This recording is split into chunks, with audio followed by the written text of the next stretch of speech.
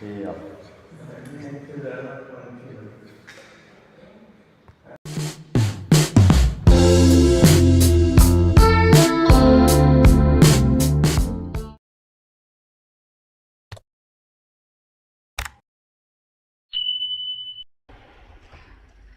Tere! Mm, Kell on siis 13.04, 2. juuni 2026. Jätkan podcasti tegemist Minu avalikud salamõtted. See on juba, ma isegi ei tea numbrit, järjekorra numbrit, mitmes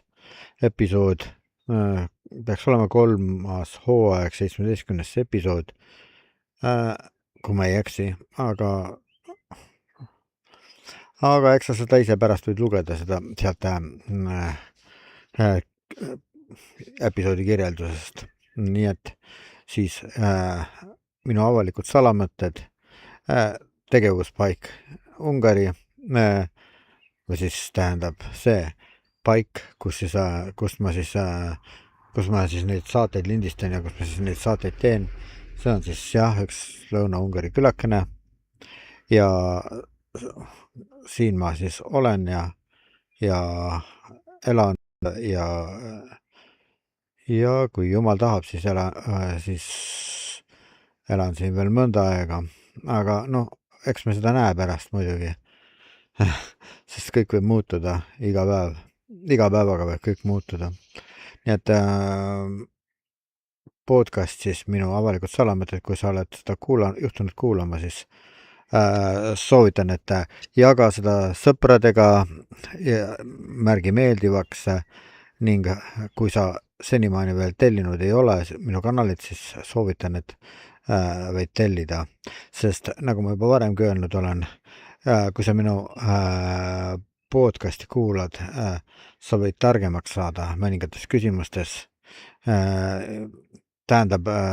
seda, et sa võid hakata nägema asju teise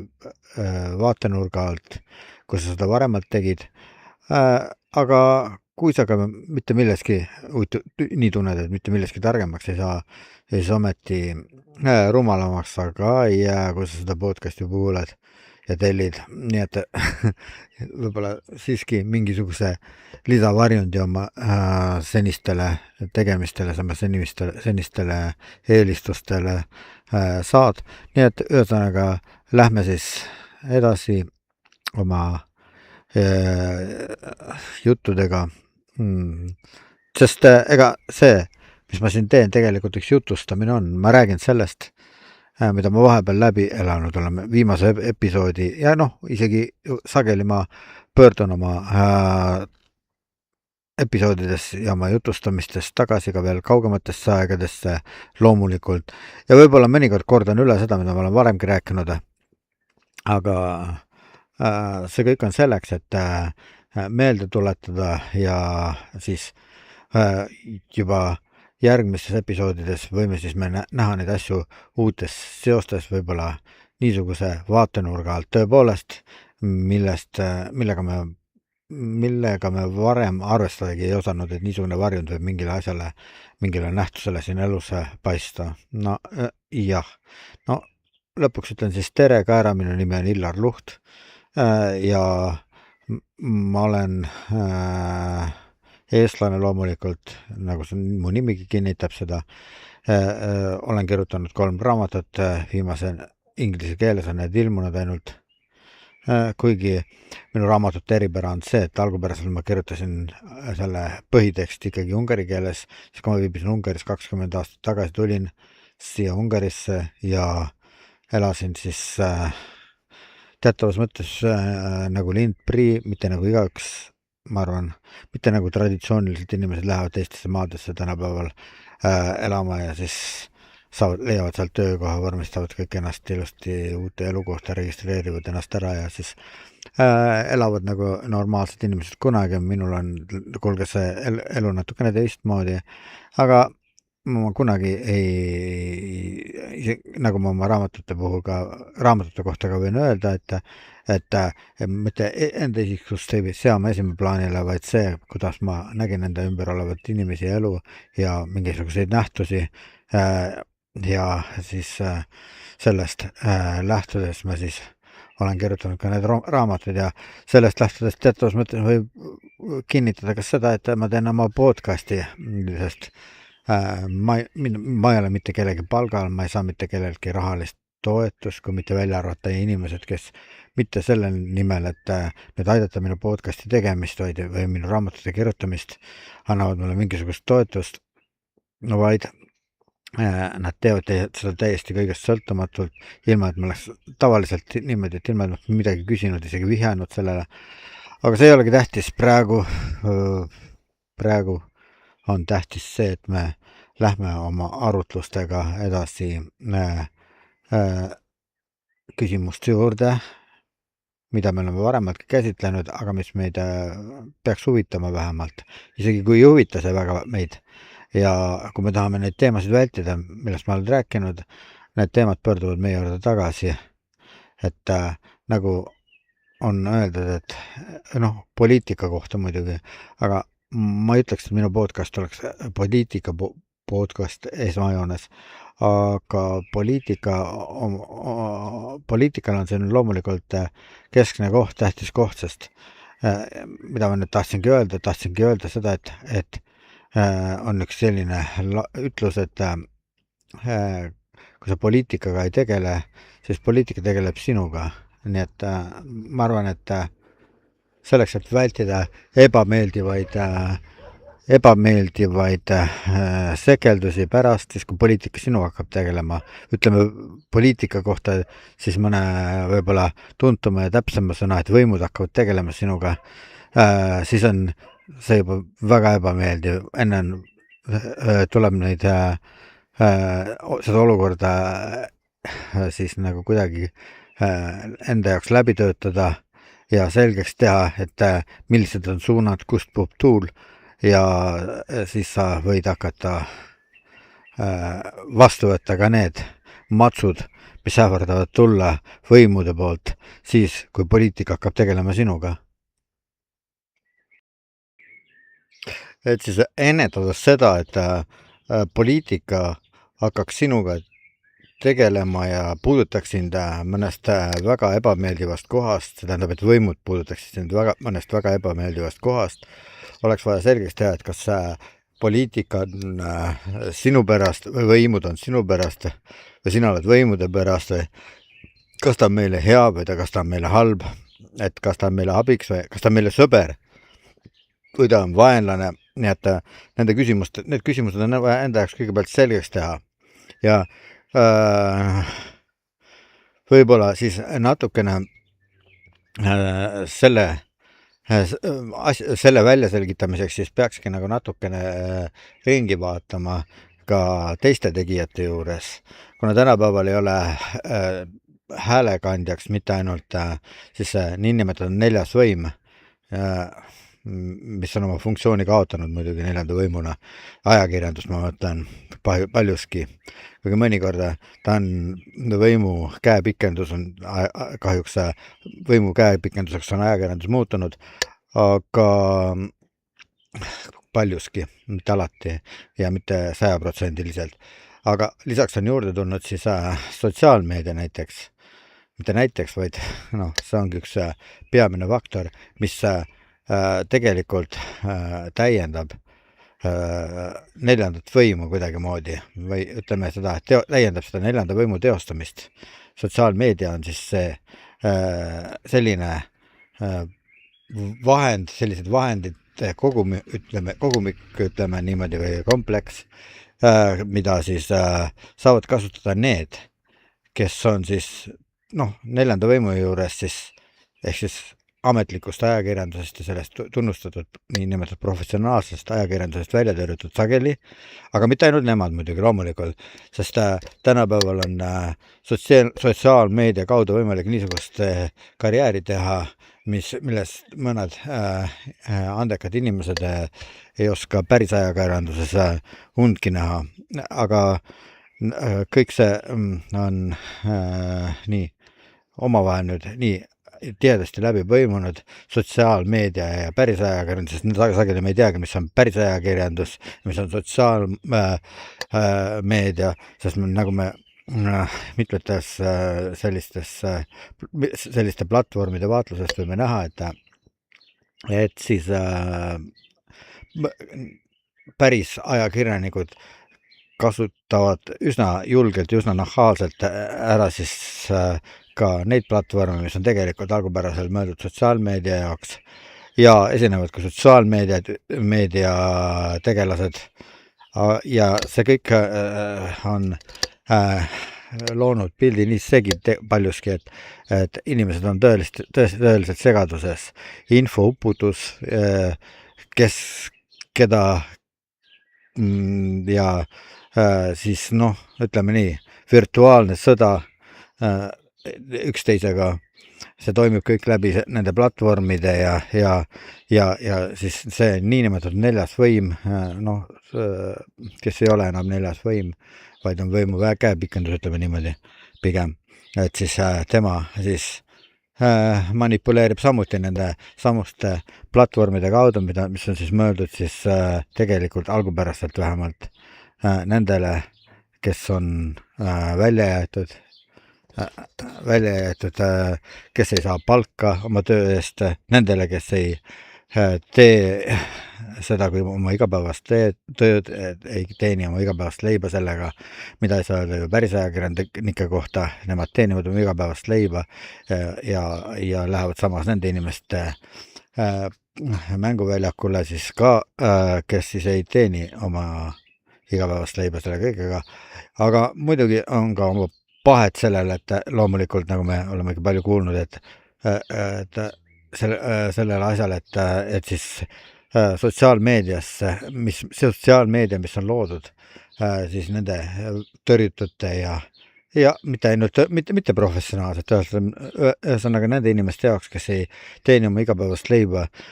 selle avaliku inforuumi mõjutamisega või selle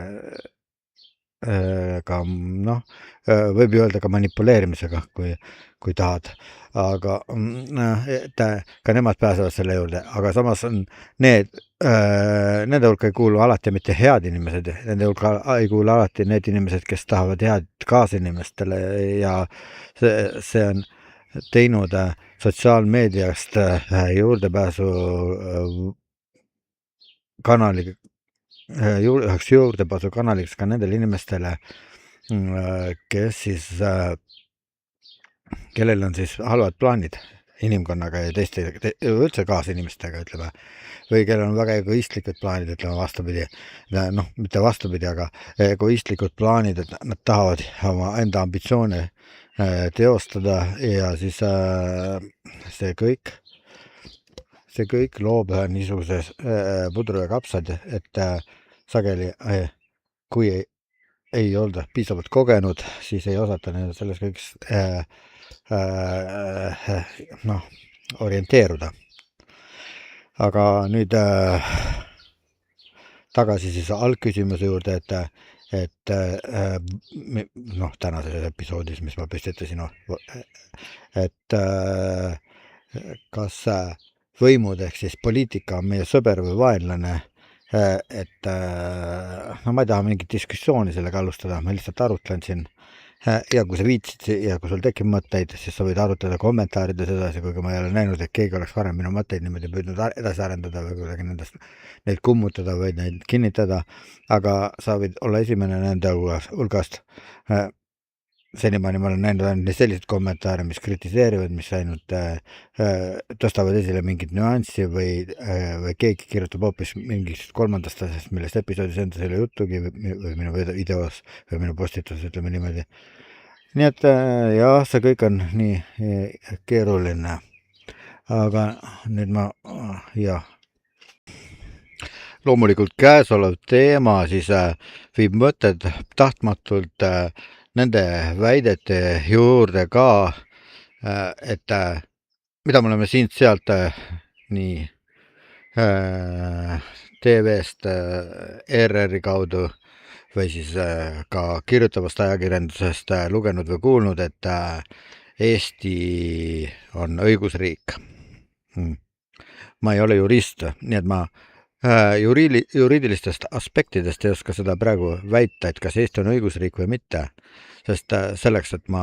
saaksin seda väita, peaksin ma teadma üksikasju, peaksin teadma nüansse ja peaksin teadma seda, kuidas siis teostub Eestis õiguse ja õigluse praktiseerimine, sest nagu me teame, et ja selle vahekorra küsimused, mis on õiguse ja õigluse vahel, et õigus ja õiglus ei ole alati mitte kattuvad mõisted ja kahjuks ei tähenda juristide jaoks õiglus sedasama, mida ka õigus, nii et need asjad on siis noh, kas nüüd just käest ära, aga noh, kindlasti nad on seda ka. Aga ühesõnaga, et nii et õigus ja õiglus, need on kaks eri asja täiesti. Et sellest seda peab endale teadvustama, et enne kui üldse sellise asja juurde noh, võiks niimoodi analüüsivalt minna. Aga noh, heakene küll. Ja nii, et väited, et Eesti on õigusriik, aga samas ma olen juba mitmelt poolt, noh, kui isiklikult tähelepanelikud ja juba varasematest aegadest, juba 90. algusest, mille Eesti väljus Nõukogude Liidust ja Eestist sai niinimetatud iseseisev Eesti Vabariik. Kahtlemata oli Eesti Vabariik enne seda, kui Eesti astus Euroopa Liidu liikmesriigiks, oli ta mõnevõrra iseseisvam, kui ta seda pärast seda on, kui Euroopa Liidu liikmesriigiks saab. Ja seda mitmel põhjusel, sest väidetavalt, et Euroopast siis Euroopa Liidu liikmeks saamiseks kehtib ju selline kokkulepe siis kirjutamata või isegi kuskil mingites punktides, kuna ma ütlesin, ma ei ole jurist, siis ma nii täpselt ei tea neid asju, aga ma olen pigem niimoodi mõtiskleja või ütleme filosoofi kandidaat ja oma kodukotud filosoof, ma ei ole päris filosoof, sest ma ei ole filosoof, kuigi ma olen filosoofia teaduskonna Tartu Ülikoolis lõpetanud Eesti ja soome-ugri filoloogia erialal, aga nii, et ma ei saa juristi pilguga paratamatult, ma ei saa juristi pilguga neid asju vaadata ja vaatan neid asju teistmoodi pilgu läbi. Lisaks sellele, et ma olen kristlane ja pean ennast kristlaseks ja olen, ütleme niimoodi, pean ennast kristlaseks, sest ma tean, et väga palju on inimesi, kes väidavad, et nad olevat kristlaseks olemaks, et väidavad, et nad on kristlased, aga tegelikult nad ei ole kristlased, sest nende kõik, mis nad teevad ja kõik see nende elustiil ja kuidas nad elavad oma elu, milles nad üldse mitte midagi milleski ei lähtu siis piibli põhimõtetest ega pühakirja põhimõtetest, mis peaks olema siis usklikule ja kristlasele siis nendeks peamisteks järgimisväärseteks eeskujudeks, ütleme niimoodi, ilma milleta võimatu kellelgi nimetada ennast kristlaseks, kui ta neid ei täida ja kui ta nende järgi ei ela. Nii et ja hea küll, nii et kaks aspekti mõjutab siis minu lähenemist, et ma olen esiteks kristlane, ütleme niimoodi, et ma peaks ikkagi nimetama esimesel kohal kristlaseks olemist, alles teisena siis seda, et kuna minu haridustee on kulgenud niimoodi, et ma olen mõnda aega õppinud Tartu Ülikoolis siis Eesti ja soome-ugri filoloogiat filosoofia teaduskonnas, siis saan ikkagi lähemal filosoofilisele lähenemisele ja filosoofilisele käsitlemisele, kui ütleme siis juristi pilgule läbi tehtud siis arutlustele, nii et ma ei saa olla samamoodi mõtelda nagu jurist ja ma arvan, et see on hea, et ma ei mõtle samamoodi kui jurist, sest nagu ma olen Eestis tähele pannud, see juristiks olemine ja juristi juurateaduse järgi elamine, ütleme niimoodi siis pigemini, ja nende oma viimasteks mallideks siis viimseteks siis nendest kantsideks, kus siis kus siis nendeks toetuspunktideks, ütleme siis pigemini niimoodi, millele toetatakse siis üldse kõige arutlemisel, see on mulle natukene liiga ennatlik, sest mida muud juura on ja mida muud juristiks olemine tähendab, et kui on loodud üks inimeste omavaheliste reeglistike kogum ja nende reeglistike alusel siis on püütud luua mingisugust süsteemi ja ongi loodud mingisugust süsteem ja ajaloo vältel väga erinevaid süsteeme ja väga palju erinevaid juurakäsitlusi, väga palju erinevaid arusaami sellest, mis on õigus ja väga palju on olnud näiteid ka sellele, kus õiglus ja õigus ei ole kaugeltki mitte üks ja sama, nii et paratamatult juristokraat või nimetame teda niimoodi siis, et juristokraadiks inimene, kes usub, et juura valitseb, et juura on see kõik, mille järgi me kõik peame alati lähtuma ja ei ole sellest mingit kõrgemat õiglust, ei ole Jumalat, ei ole Jumala sõna, et lisaks sellele, et teadus on muudetud siis riigireligiooniks, sest teadus on religioon, teadus ei ole see, mis ta väidab enda olevat. Teadus on kehtestanud teatavad paradigmad, elab nende paradigmade järgi ja sunnib teistele neid paradigmasid peale. See on mingisugused inimeste omavahelisel kokkuleppel kehtestatud reeglid selleks, et vastavalt Toomas Kuhnile, et mis siis on vastuvõetav teadusliku põhjendusena, mis siis ei ole vastuvõetav, mis kuulub teadusesse, mis ei kuulu teadusesse ja nii edasi. Ja paraku oleme me näinud, et näiteks siis sellel samal 20. sajandil, mis möödunud sajandil siis, mis oli kõige jumala kartmatum ja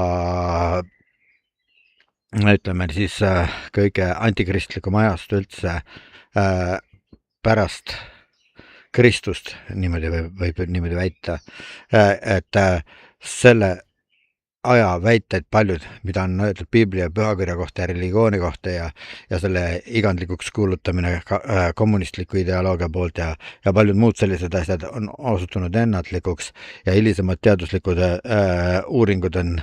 neid kummutanud, nagu ka selle, väite, et piibel koosneb legendidest, on ju kaasaegne arheoloogia paljuski juba jõudnud kummutada. Oleme näinud neid tõendeid selle kohta, et piiblis esinevad tegelaskujud on ajalooliselt sageli tavaliselt esinevad tegelaskujud ja seda, mida me veel ei tea, ja nende kohta, kelle kohta me veel ei tea, et nad on olnud tegelaskujud ja nende tegevuspaikade ja nende asjade kohta, millede kohta me veel ei tea, et nad on tegelikult eksisteerinud, et nad on tegelikult olemas olnud ja praegu peame neid veel legendideks ja muinasjuttudeks, siis tulevikuteadus võib ka need kummutada väga kergesti. Nii et ei saa teadusest religiooni teha, ei saa teadusest dogmasid teha, sest see võib paratamatult sinna, kuhu me oleme jõudnud. Aga tegelikult me peaksime tagasi minema selle oma teema juurde või jätkamise juurde, millega me alguses alustasime, muidu me läheme liiga laiali valguvaks ära. Ma räägin mitmuses enesega, veider komme, aga nii on kerge mõtelda, et sa räägid nagu justkui kujutelda partneriga, keda tegelikult kohal ei ole. No loodame, et ta nüüd niimoodi on kohal, see kujuteldav partner, et kui ma räägin, siis ka tema kuuleb ja tema arutleb kaasa ja kui tal tõesti mingi väga heale mõttele tuleb, siis ta võib ju kommentaaris kirjutada selle kohta, et kuidas tema arvab nendest asjadest, millest mina siin räägin. Aga kui ka keegi seda ei tee, siis ma ei imesta selle üle, sest need teemad ei ole populaarsed ja eriti arutelu selle üle, et kas Eesti on õigusriik. See siis nende samuste inimeste puhul, keda ma enne mainisin, juristokraadid ja siis teadususksed inimesed, et nende silmis on väide, et Eesti oleks nagu õigusriik, see on ja üldse riigid, enamik riike maailmas ja kui mitte kõik, ei ole täiel määral 100% õigusriigid, sest alati leidub mingisugune nihe ja alati leidub mingisugune lahknevus õiguse ja õigluse vahel nendes riikides. Nii et aga jätkame siis, et kas muidugi arutluse küsimuses, et kas Eesti on õigusriik, oli vaja sellepärast siis meil siia episoodi sisse tuua, et või mul, ütleme siis nii, et siis selgitada välja, et kas poliitika ehk võimsus on meie sõber või liitlane.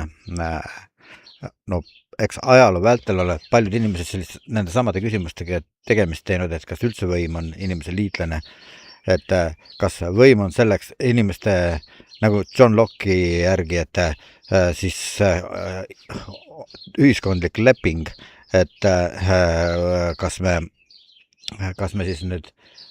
oleme, see tähendab inimesed ja inimkond, et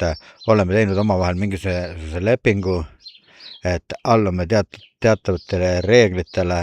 ja siis, et elame nendele järgi, et rikume ja kui me rikume neid, siis me saame vastava karistuse ja nii edasi ja nii edasi. Et on ka muidugi teistsuguseid käsitlusi olnud, aga üha rohkem leidub tänapäeval ka muuhulgas neid, kes väidavad, et need et kui tegemist on näiteks rahvusvahelise õiguse küsimused nagu praegu, mis tõstatuvad eriti esilteravalt sellega seoses, et Ameerika Ühendriikides on selline president, kelle nimi on Donald Trump ja kes on asutanud ühe liikumise, milleks on siis MAGA liikumine, mis on magamist tuleneb siis sõnadest, inglisekeelsetest sõnadest Make America Great Again.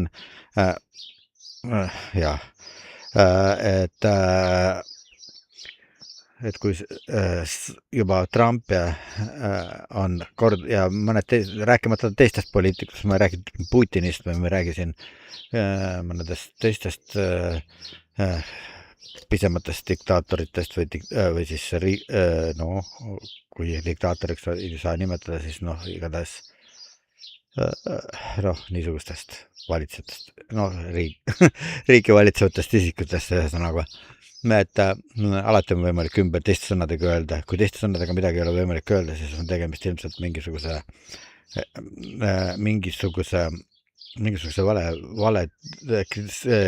sildistava tegevusega. Nii et minu arvates, et kui keegi räägib sulle, et sa oled putinist, siis ta sildistab, ta ei seleta ära, et ta peab ära seletama, kui ta seletab ära, et miks see või see isik on putinist, et tegelikult tema tegevus tõepoolest toetab seda ideoloogiat, mida Putin esindab, siis ja ta tõestab selle ära faktidega, siis võib ju isegi kinnitada, et see, mida see inimene räägib mõnest kolmandast isikust, siis, et kes olevat tema sellist putinist, et siis ta ongi putinist, sellepärast, et faktid kinnitavad seda kõik, et tema tegevus on sellel suunatud, et Putinile kõigiti kaasa aidata ja sellele ideoloogiale, mis Venemaal valitseb. Ma mõtlen sellele revanšistlikule ideoloogiale, mis Venemaal valitseb, et sellele kuidagi kaasa aidata, siis kas siis organiseeritult või organiseerimata, sest on vahe selles ka, et kas ollakse organiseeritud või organiseerimata putinist, et kas, meil nimetatakse neid teise nimega, et kas sa oled spioon või oled kasulik idioot. Kui sa oled organiseeritud, kui sind on värvatud, siis sa oled siis organiseeritud putinist ja kui organiseerimata putinist oled, siis sa oled see kasulik idioot ja nii edasi. Aga ma ei räägi üldse putinistidest, putinistid mind ei huvita käesoleval juhtumil, kuigi huvitab see teema ka ja ma arvan, et Venemaa küsimusega oleks nende käesoleva Ida-Euroopa ja siis Euroopa Euroopa Liidu poliitika lahkamisel tuleks vältida Venemaa teemat ja Venemaa küsimust, et ja sellest, mis ta teeb Ukrainas, ma ei arva seda ja ma arvan, et mõned Eesti konservatiivid, kes seda väidavad, et nad Venemaa kohta mitte midagi ei tea, et ja ometi siis ometi ründavad kõigest väest Brüsselit ja ründavad kõigest väest, keda siis veel, Eesti valitsust, ütleme niimoodi, et see oleks midagi niisugust, mida peakski tegema. Ma arvan, et see on väga vale arusaamine, midagi on nendel nihkesse läinud nendel inimestel peast, kes niimoodi mõtlevad. Aga ühesõnaga jah, nii et kas poliitika ehk võim, kuigi poliitika ja võim ei ole sünonüümid, aga ütleme siis poliitika ja võim on inimese pärast või inimese vastu. Nii et kas me organiseerime ennast, nagu John Locke õpetas, et mille vahel on leping, võime, võitleme üksteise vastu, nagu oli muistsel ajal oli ju kõik niimoodi, et rahvas tõuses rahva vastu ja kuningriik tõuses kuningriigi vastu ja tekkis tahtmine mingeid maid vallutada, kuulsust endale luues, tuua sõdadega, nagu me ajalist teame, ja et palju on selliseid kuningaid olnud, palju on selliseid vürste olnud ja kuigi meil eestlastel ei ole palju selliseid nimesid eriti ette tuua, kuigi kui me järele mõtleksime, siis meil oleks ju, kuigi need mehed eestlastest, keda me võiksime nimetada ja esile tuua, ei võidelnud mitte vähemalt nende allikate järgi, mis on meile nende tegevuse toonud kättesaadavaks teinud, et nende allikate järgi nad ei tegelenud siis Eesti huvidest seismisega, eestlaste huvidest seismisega, kuigi eestlasteks neid ei nimetatud veel tol ajal, aga mis tähtsus seal on, kas neid nimetati eestlasteks või kuidagi teisiti, aga tõde on selles, et eestlaste esivanemaid on väga vanast ajast mainitud juba ja tõenäoliselt mingitel niisugustel geneetiliste uuringute väitel on eestlaste see tuumik, see Eesti rahvuse praeguse tuumik või need, kes nende inimeste geneetiline tuumik, kes siis on Eesti territooriumil või ennast eestlasteks pidanud aegade ävarusest saadik või mõne teise nime all, kas maarahva nime all või mõne teise nime all, et see on juba 10 000 aastat sellel territooriumil elanud ja mitte ainult sellel territooriumil, vaid väga kaugel ida poole, nii-öelda, et isegi täiesti tõenäoline, et isegi Moskva, Venemaa pealinn on saanud meie esivanematelt oma nimetuse ja mitte ainult Moskva, vaid väga palju teisi kohti on seal teisel pool Peipsi järve veel, aga tagasi siis teema juurde, et kas poliitika ja võim on meie pärast või meie vastu. Et seda küsimust nüüd endale selgeks teha, peame me enda jaoks lahti mõtestama mõned niisugused eriti tähtsad asjad. Nii et õiguse ja õigluse omavaheline suhe, et ja kelle on riik ja nii edasi. Demokraatia, meil on demokraatia väidetavalt, vanasti olid kuningriigid, nüüd on demokraatia, demokraatia tuleneb siis kreekakeelsetest sõnadest demos pluss gratia, et demos on siis rahvas ja rahvas valitseb, kuigi isegi Aristoteles ei pidanud demokraatiat kõige sobivamaks valitsemisvormiks, sest demokraatial pidi olema kalduvuse, et ta muutub kiiresti kibekähku, tähendab oligarhiaks ja samuti muidugi türanniaks võis muutuda, võib demokraatia muutuda väga kergesti, kui mõni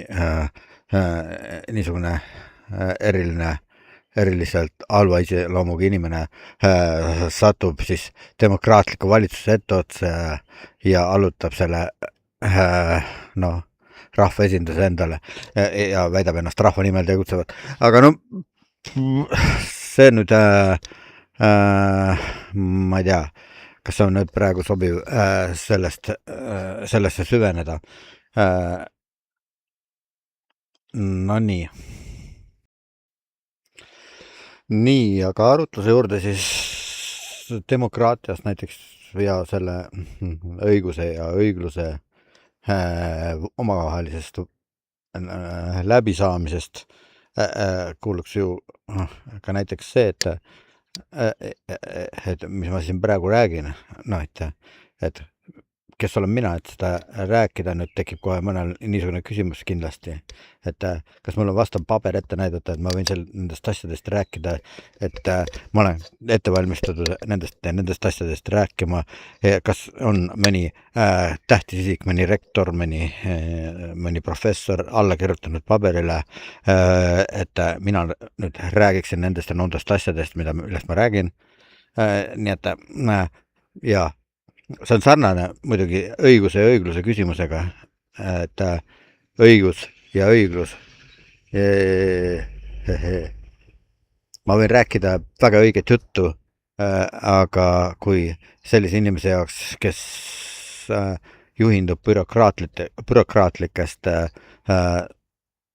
mõtetest, bürokraatlikest eelarvamustest, ütleme nii, et tema jaoks on minu jutt kõik juba ette tühi jutt, sellepärast, et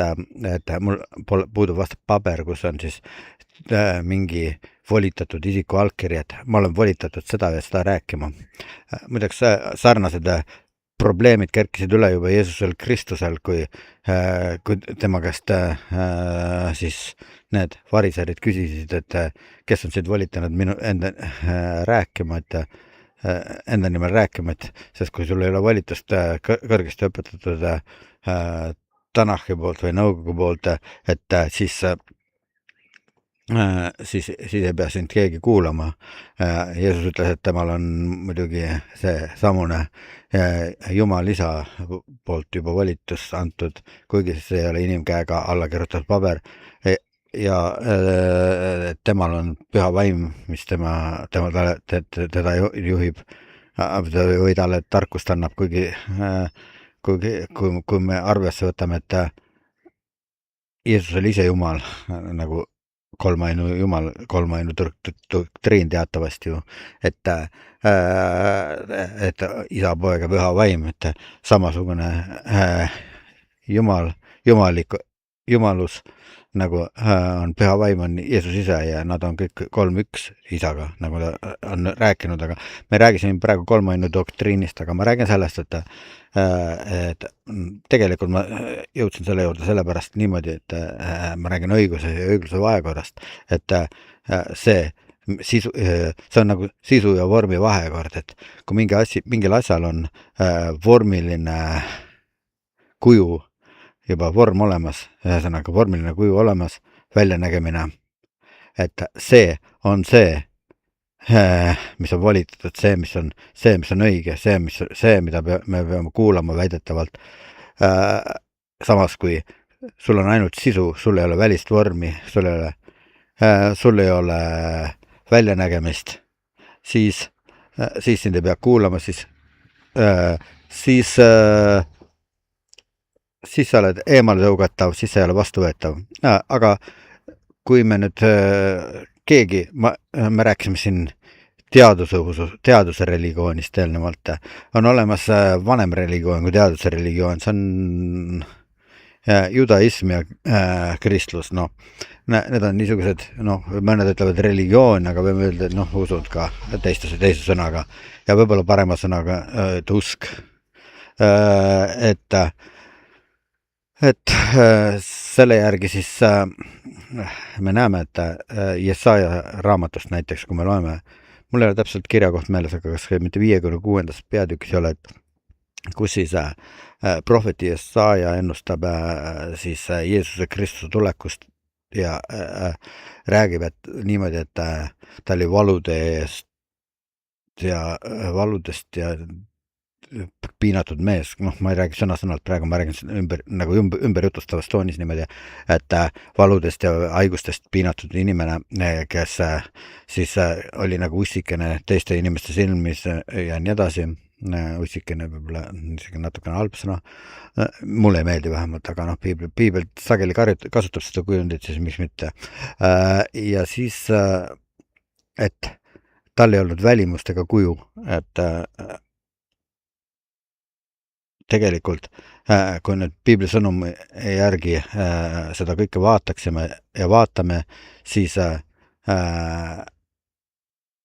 piibel räägib siin ja nagu ka paljudes teistes kohtades, kus ta eriti prohvetite raamatutest, nii suurte kui väikeste prohvetite raamatutest on probleem selles, et prohvetid ja nagu ka Jeesus Kristus ise, kes olid siis rahva juurde saadetud, et nendel ei olnud välimust, nendel ei olnud väljanägemist, sellist väljanägemist, nagu ootasid neist religioossed juhid ja siis kõrgema klassi esindajad ja rahvast hulgas siis need ütleme need inimesed, kes siis eelistasid välist vormi või lihtsalt sisu ja mitte kunagi tunginud asja sisusse. Nii et see on seesama küsimus ju tegelikult, millest ma siin räägin, et õigus ja õiglase omavaheline küsimus, et kui sul ei ole vormi, aga sul on sisu.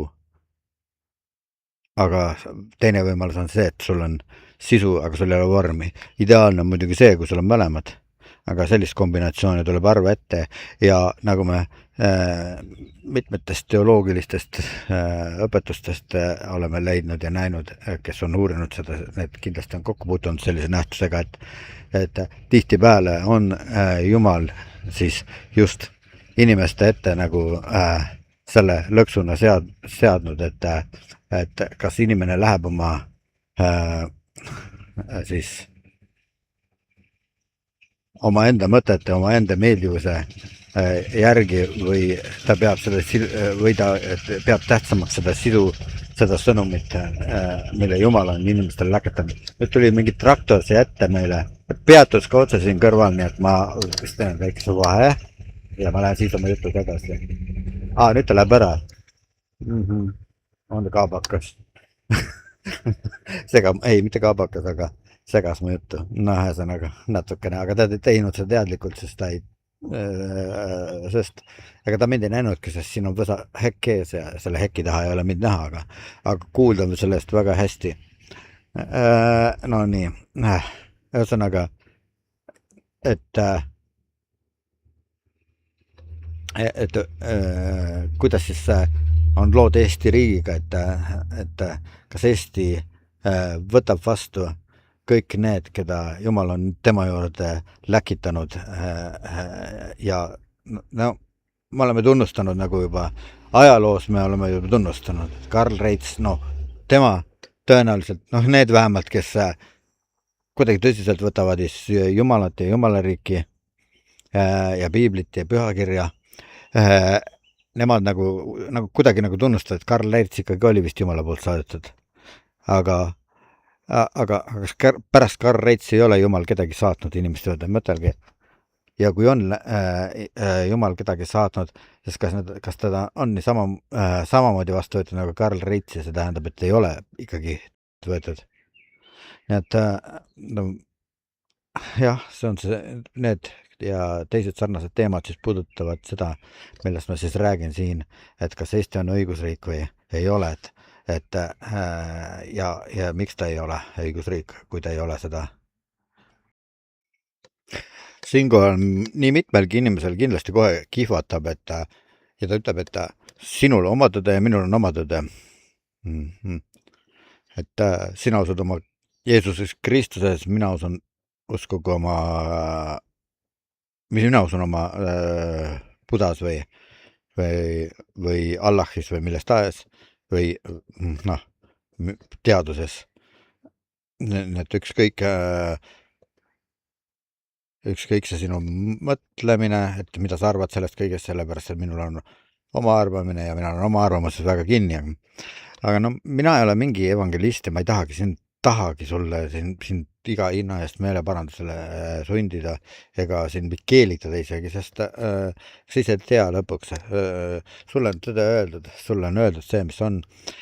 Tõde on ilmutatud kõigile ja Jumala sõnast on nii palju sõna tõde ilmutatud, aga noh, kui palju seda inimkond, kui suur see protsent on, kui palju teda vastu võtnud on. No nii, jah.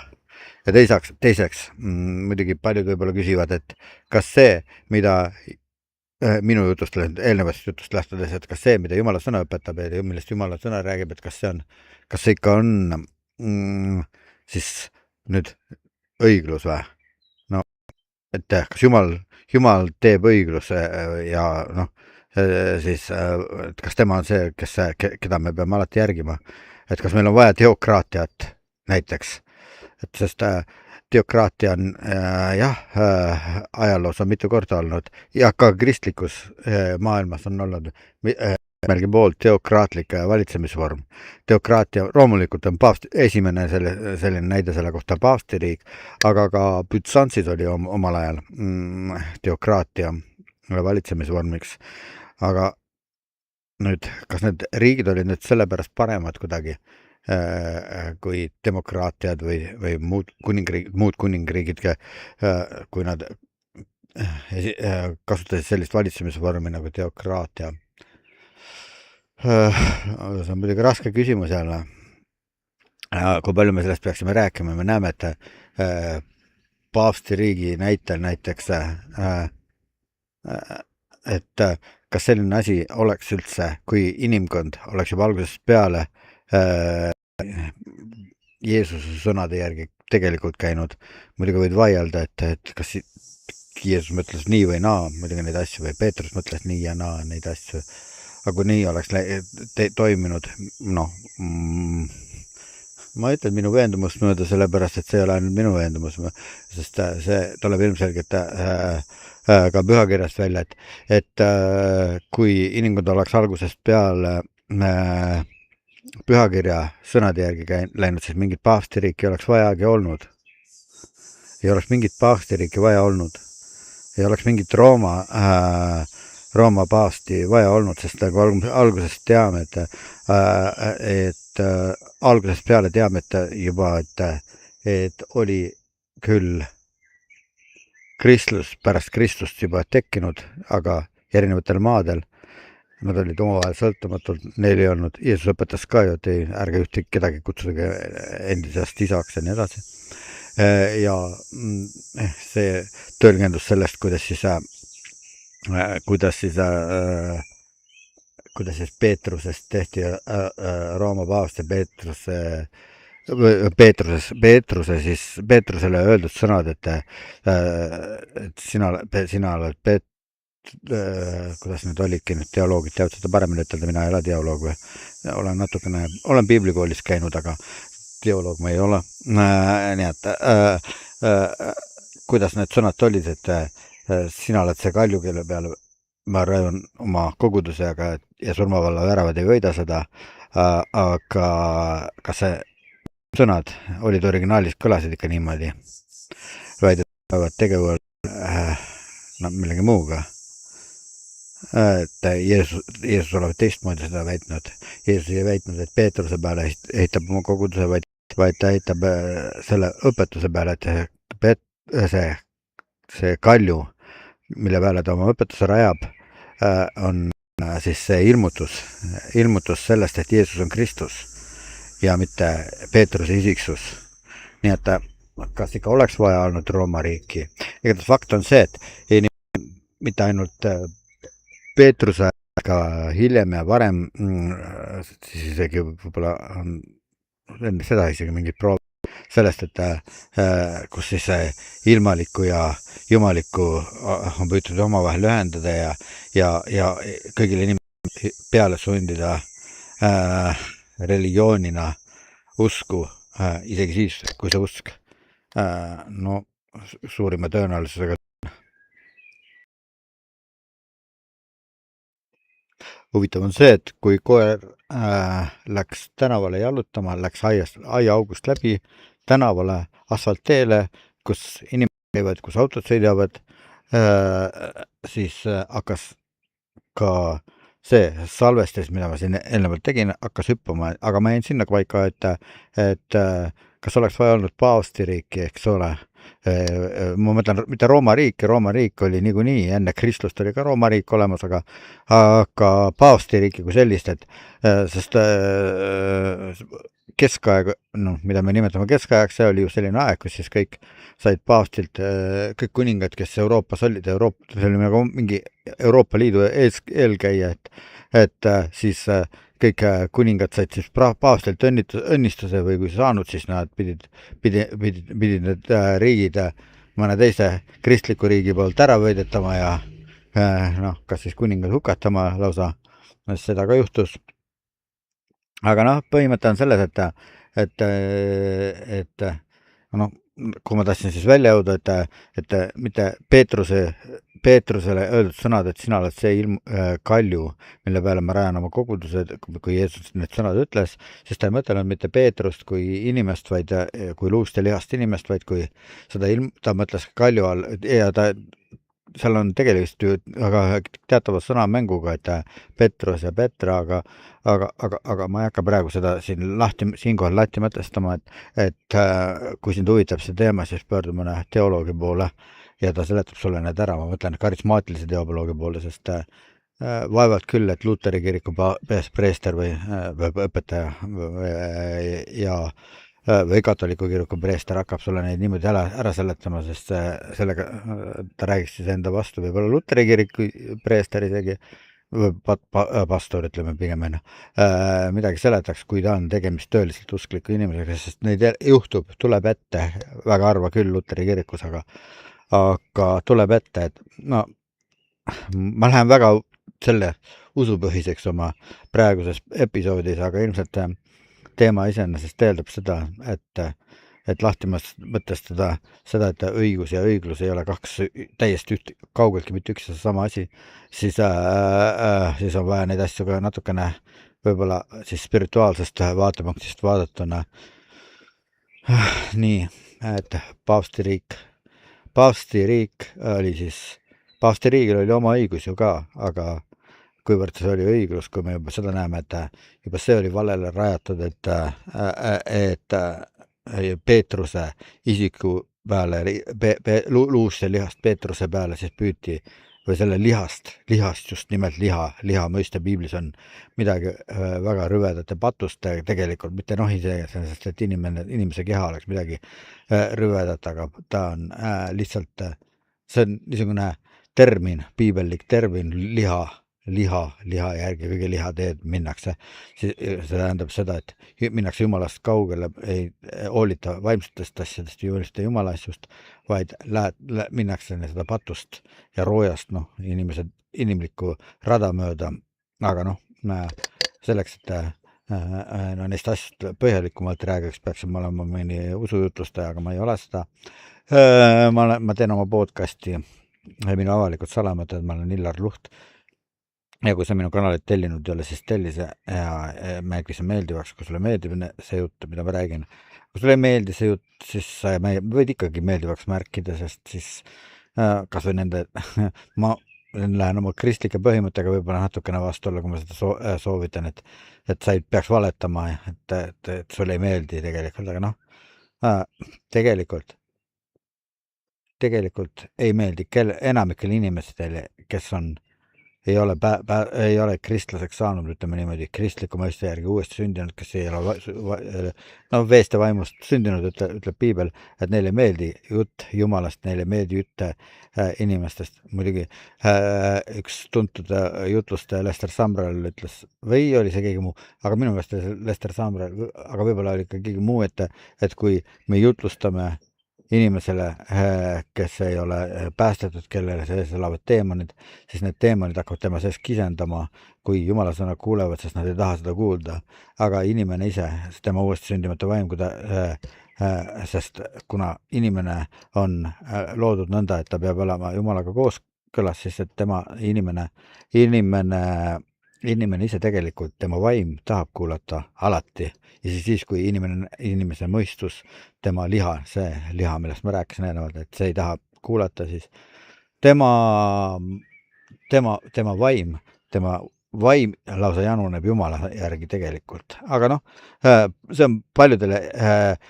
kristlasi ka eksidele viinud sellest samast asjast, nendest samadest asjadest arusaamine, sest ja see on ka see, mida ma siin räägin, et Jumala plaan ei ole mitte see, et me looksime maa peale niisugused riigid, niisuguse korraga riigid, kus siis on teokraatia valitseb. No, võib-olla oleks küll, aga ainult ühel tingimusel, siis kui püha vaim meid juhib ja kui tõepoolest Jumal valitseb, sest praktika näitab, et nendel puhkudel, kui inimesed, ennast kristlaseks nimetavad inimesed on püüdnud siin maa peal Jumala riiki rajada, siis see on alati pöördunud enamikel juhtudel kas 100%, võib-olla isegi 100%, ma ei oska öelda. Igatahes lihalikuks ta on muutunud 100%, aga kas ta terroriks on 100%, alati muutunud, kuid väga tihti on ta pöördunud terroriks ja vägivallaks, siis kui inimesed hakkavad oma enda arusaamist järgi ja ilma Jumala püha vaimult nõu küsimata Jumala riiki maa peal ehitama. See on midagi sellist tegelikult, mida me näeme ka praegu tänapäeval ja kus kohal, eks ikka no, ma ei ütle kus kohal, aga sa aimad isegi, kus seda võib leida. Praegu siin ma kuusin mingit karjumist siin ümberringi, ilmselt siin teemonid läksid närvi selle jutu peale, mis ma siin räägin ja hakkasid kisendama seal kuskil ja mingid tüli tekkis siin naabruses, siin töötavad töömehed ja võib-olla siis see, no aga ma ei ütle, et see on, aga ma ütlesin nagu huumoriga seda praegu, kui su mõistsid muidugi, kus on see naljakoht ja kus see huumor siin selles väites sees on, aga noh, hea küll, natukene võib-olla mida ma ei peaks jooma, sest selles joogis on natukene veini sees, aga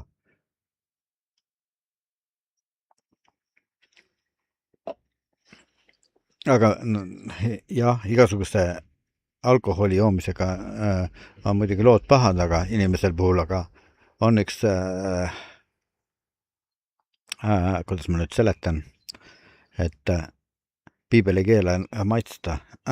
piibel räägib, et purju juua ei tohi ennast ja vastupidi, isegi mõningatel puhkudel soovitab juua natukene veini, nagu see on, noh, ühesõnaga, kui sa oled lugenud piiblit, sa tead, millest ma räägin ja millisest kirjakohast ma räägin, aga no ma ei ole praegu jutlustamisega ametis siin, ma räägin ju hoopis teisest asjast, aga asi kipub vägisi sinnapoole, sest nendest asjadest rääkimata ei saa nendest teemadest mööda minna. No nii.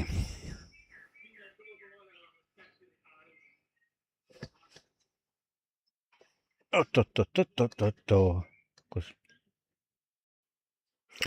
Eelpool öeldule lisaks oleks mõttekas ju rääkida ka tänapäevastest asjadest natukene. No nii kui ma nüüd hakkasin kõnelema, nüüd keegi hakkas lõugama seal teelpoolt. No, mitte minuga muidugi, üldse minus ei puutu need asjad. Aga jah, et tänapäevased asjad siis ja inimeste või kristlaste usklike inimeste katsed luua maa peale Jumala riiki just praegu ja oma enda vahenditega, kuna inimene on veendunud, et tema et kristlus on õige, et kõik peaksid kristlikult mõtlema, et siis oleks hädasid palju vähem, mis on õige ka põhimõtteliselt, aga siin peitub see samane lõks ju, et sa mõtled, et kristlasena, et Jumal on sind seadnud teistele õpetajaks, nagu ühes kohas siis Pauluski on vist niisuguse teksti öelnud, et aga siis hakkad teistele peale suruma oma usku, hakkad teistelt eeldama ja nõudma, et nad jälgiksid sinu usku, et nad jälgiksid neid sama põhimõtteid, mida sina usud.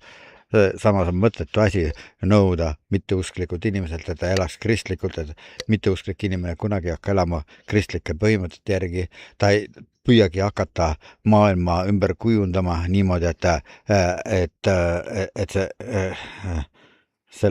see omandaks kristliku sisu ja sa ei saa usklikule inimesele seda selgeks teha, sa peaksid seda niimoodi tegema, et see maailm hakkaks saaks siis paremaks sellega, et sa nüüd piibellikuks muudad, et sa keelad inimestel homoseksuaalsetes suhetes elamast, sa keelad inimestel abielu rikkumises ära, sa keelad inimestel kõik muud sellised asjad ära, praegu nii kaugele õnneks meil lääne ühiskonnas ei ole mindud, aga märgid, et need uuema ja kristlased, eriti Ameerikas praegu ja nagu ka siin Ungaris ennem Orbani ajal on olnud päris tõsiseltvõetavalt märgatavad, kuidas püütakse hakata siis jumalariiki maa peale looma hakata, kuigi tingimused selleks ei ole valmis, kuigi Jumala püha vaim ei ole neid võib-olla niimoodi inspireerinud, Jumala püha vaim on kutsunud, minge ja tehke jüngriteks kõik rahvad maa peal, eks ole, aga millest ta ei rääkinud, et minge ja alistage kõik valitsused ja riigid endale ja sättige omaenda inimesed sinna valitsuse etteotsa ja hakake valitsema nende põhimõtete järgi, mida mina olen teile õpetanud, sest et kuigi see võib tunduda kristlikust õpetusest lähtuvalt mõistlik, ei ole Jumal seda ometi niimoodi käskinud. Jumal on rääkinud millestki muust. Jumal on rääkinud, et inimesed peavad päästetud saama, et inimesed peavad te peate aitama inimestel usklikeks saada, mitte ja nendest samadest põhimõtetest lähtuvalt, millest ma eelnevalt rääkisin, et see päästmata inimese sees olev Jumalast lahutatud vaim kisendab ja januneb Jumala järele ja sel viisil tuleb seda aidata Jumala juurde jõuda, kuid inimene, kelle süda ei kisenda Jumala järele, kelle liha on alla surunud, tähendab inimese vaimu nõnda suurel määral, ma räägin siin kristlike terminitega praegu, piibellike terminitega, et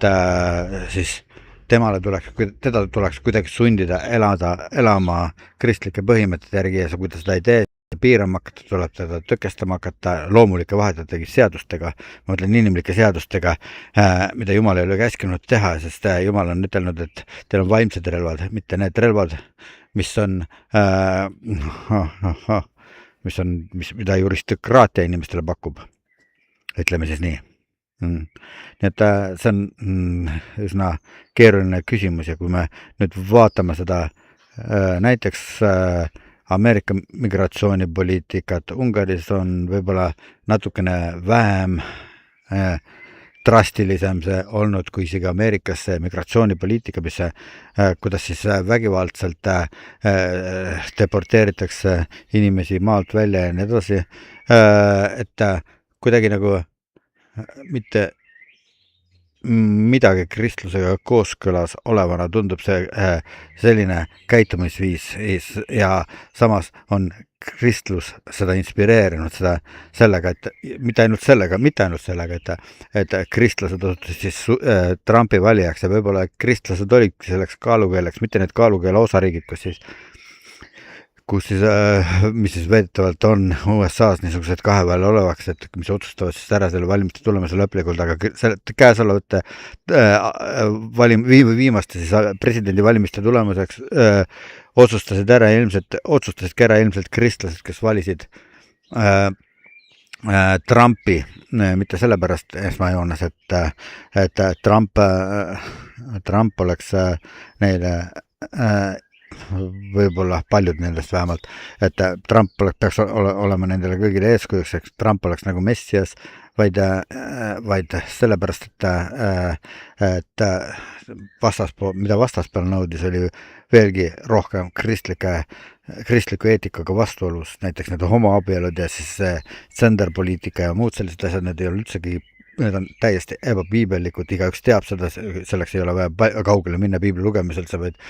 Uuest Testamendis, kui sa jõuad Rooma kirja 1. peatükkini, siis sulle saab selgeks, mis siin tänapäeval toimub, et siis sulle saab selgeks, et inimesed on tänapäeval tõepoolest niisugused, kus nad on vahetanud siis Jumala tundmise siis kuidas seal Rooma kirja 1. peatükis ongi öeldud, et erinevate loodud asjade kujuliseks. Ühesõnaga, me joome sama asja teema juurde välja, et sisu ja vorm. Inimesed valivad vormi sisu asemel, et see on nagu meie aegade tunnus üldse üle kogu maailma muidugi, mitte ainult Eestis ja mitte ainult Ungaris ja Ameerikas ennekõike võib-olla isegi. Aga no, millega me siis edasi võiksin teid rõõmustada? Ahaa, nii et Trumpi valitsus siis, kui me nüüd Trumpi valitsuse neid tegusid vaatame, siis näiteks need ICE migratsiooniametlike tegevus meenutab väga seda kunagi paavstiriigi tegemisi sel ajajärgul, mida me nimetame keskajaks. Sest tõepoolest jõuga siis sunnitakse minema neid, kes ei ole Ameerikasse seaduse järgi tulnud ja nii edasi. Sa tead, kuidas need seal toimuvad ja mis seal toimub ja mis ei toimu ja sageli langevad ohvriks ka need, on langenud ohvriks ka need, kuigi Trump on viimasel ajal vist tagasi natukene võtnud sellega, aga ilmselt olen aru saanud, et ta on liiale läinud, aga samas on uue asjaga välja tulnud, on kuuletud Netanyahule ja asunud ründama Iraani. Mitte selles ei ole probleem minu arvates, et ta on otsustatud Iraani aatomiprogrammi likvideerida ja samuti nagu Iisrael on endale eesmärgiks võtnud Hezbollah ja siis Hamasi likvideerimise võitmise täielikult, mida ta vaevalt niisuguste sõjaliste vahenditega saavutab, kuigi see ei ole minu asi otsustada, kas ta seda saavutab või mitte, aga Iisraeli puhul on arusaadav, Iisrael on tõepoolest nendest organisatsioonidest ja ka Iraanis kõige rohkem ohustatud, mida ei saa öelda USA kohta ja samas ei saa öelda Iraani kohta, et oleks nüüd kogu maailmale suureks ohuks, kuigi ta on Iisraelile suureks ohuks ja nii edasi. Ühesõnaga palju niisugust poliitikat, mida kui me nüüd kõigist nendest printsiipidest lähtudes vaatame, siis meil paratamatult tekib nii palju küsimärke, et me ei saa lihtsalt neist mööda minna. Kui nüüd juba ainuüksi seda Trumpi kurikuulsat loosungit, siis Make America Great Again vaatame, siis juba selle puhul tekib palju küsimärke, et see võib küll tunduda väga positiivne patriootlikele jõududele, kuid kui ka kristlikud inimesed, kes peavad ennast oma patriootideks, sest selles ei ole mingit vastuolu, et kristlased on oma patrioodid, see on täiesti loomulik ja see on täiesti enesestmõistetav, et kristlased on oma patrioodid, sellepärast et juba näiteks Jeremias räägib ju 31. peatükis, et ükskõik, kas siis te olete oma maal või siis võõral maal, et te peate seisma kogukonna ja ühiskonna, sõna-sõnalt ma ei tsiteeri loomulikult praegu, ma räägin lihtsalt niisuguse ümberjutustavas vormis, nagu ma ikka seda tavaliselt teen, et siis kandke hoolt nende maade ja nende maade juhtide eest, kus te siis viibite ja elate parasjagu, ta räägib juutidest muidugi, aga põhimõte on selles, et sest nendest sõltub, juhtidest sõltub ka kristlaste ja kui Jeremia puhul räägime, et ta kõneles ju tegelikult juutidele nagu otseselt, kuigi ülekantud tähendus kehtivad tema sõnad ka kristlaste kohta, et siis ta ütles ka, et selle teie maa juhtidest sõltub teie endi käekäik ju, mis ei tähenda seda, et piibel üldse kutsuks üles inimesi hoidumast poliitikast, väljuma nendest ühiskondadest täielikult ja eralduma ja muutuma erakuteks, nagu mõned on seda kõike tõlgendanud, et kui Jeesus ütleb, et minge ära sellest maailmast, sest kuigi Jeesus rääkis maailmast kui süsteemist, kui mitte sellest ümbrusest, sellest reaalsusest, mis meie ümber on, reaalsest maailmast, ühesõnaga sellest planeedist, kus me elame, et loomulikult hea peremeheliku suhtumise printsiip, sest kui me juba vaatame algusest Piibli esimesest lehekülgedest, kus siis Jumal lõi inimese ja Aadama ja Eeva, et ta pani neid siis Eedeni aeda ja pani neid Eedeni aeda korras hoidma ja nüüd seal seda kõigi elusolendite üle valitsema ja see eesmärk ei ole kuskile pärast seda kadunud, kui inimene pattu langes, ainukene asi, et pärast seda, kui inimene on pattu langenud, siis inimene oli takistatud ja seda viga püüdis siis Jumal parandada niimoodi, et ta saatis oma poja Jeesuse Kristuse, kes siis suri patuse inimese eest, iga patuse inimese eest, kes tema vastu võtab muidugi. Mitte niisama, see ei toimi niisama, Jeesuse Kristuse usk inimkonna eest ei toimi niisama, ilma et keegi seda vastu võtaks, vaid siis, kui see võetakse vastu, siis hakkab see toimuma. Mistõttu need inimesed, kes seda kunagi vastu ei võta, ei saagi teada, kas see toimib või ei toimi. Aga edasi siis, et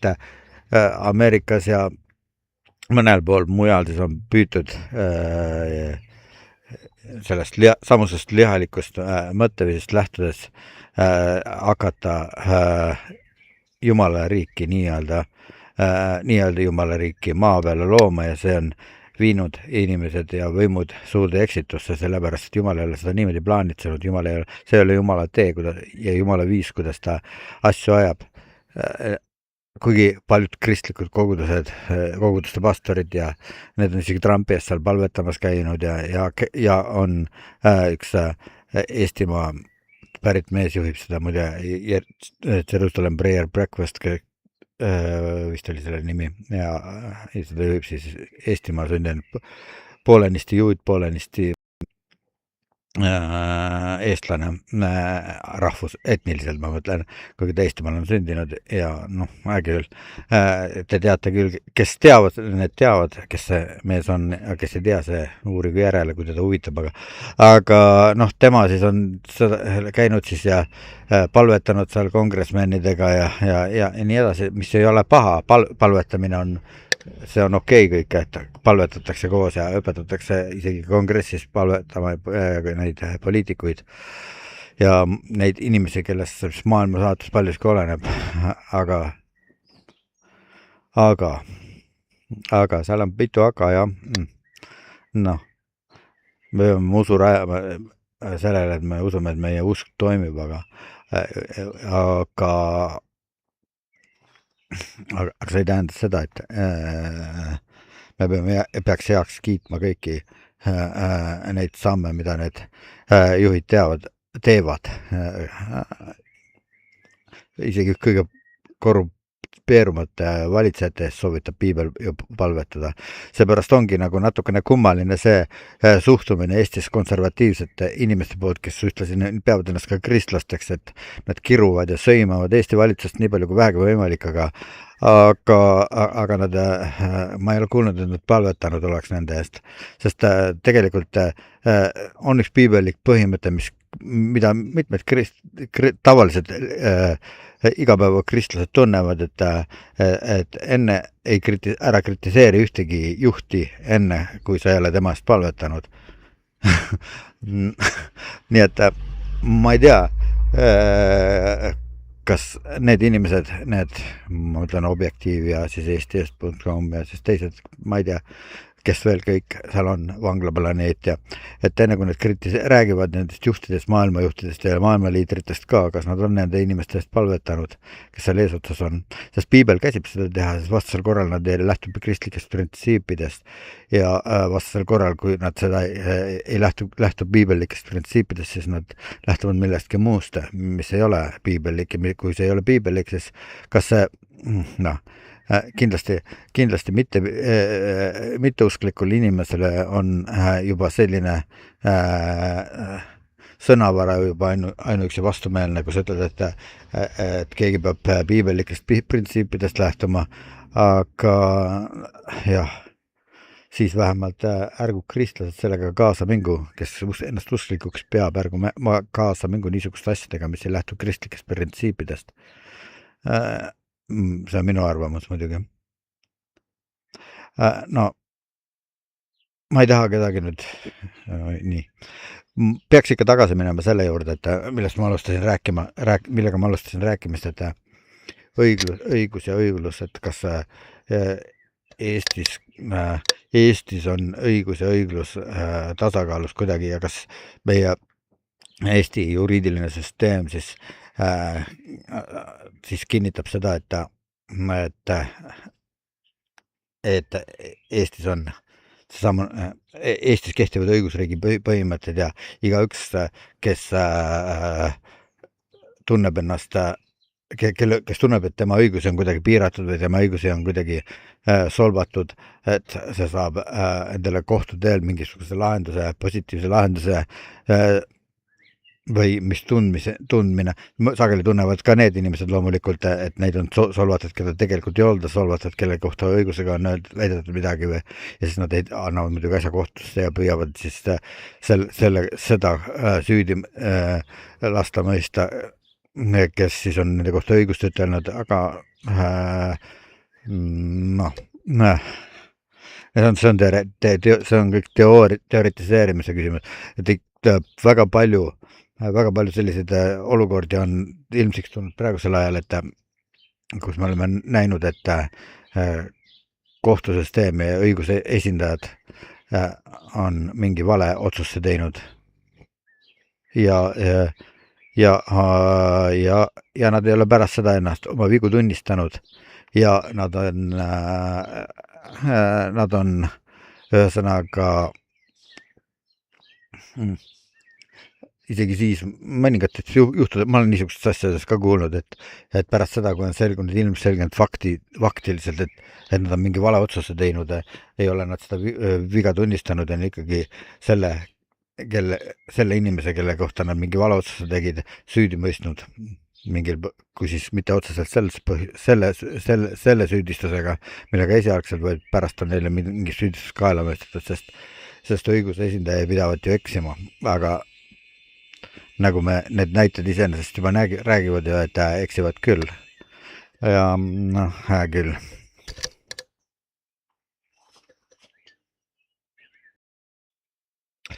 Seega, nagu me siis juba eelnevast jutust lähtudes jõudsime järeldusele, et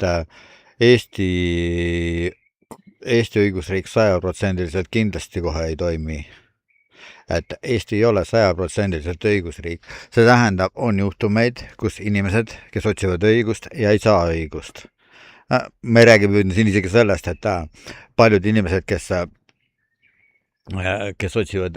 kes otsiks õigust, aga neil pole isegi võimalus seda otsida selle tõttu, et keegi saaks õigust otsida, selleks peab olema piisavalt palju raha, aga neil ei ole seda ja siis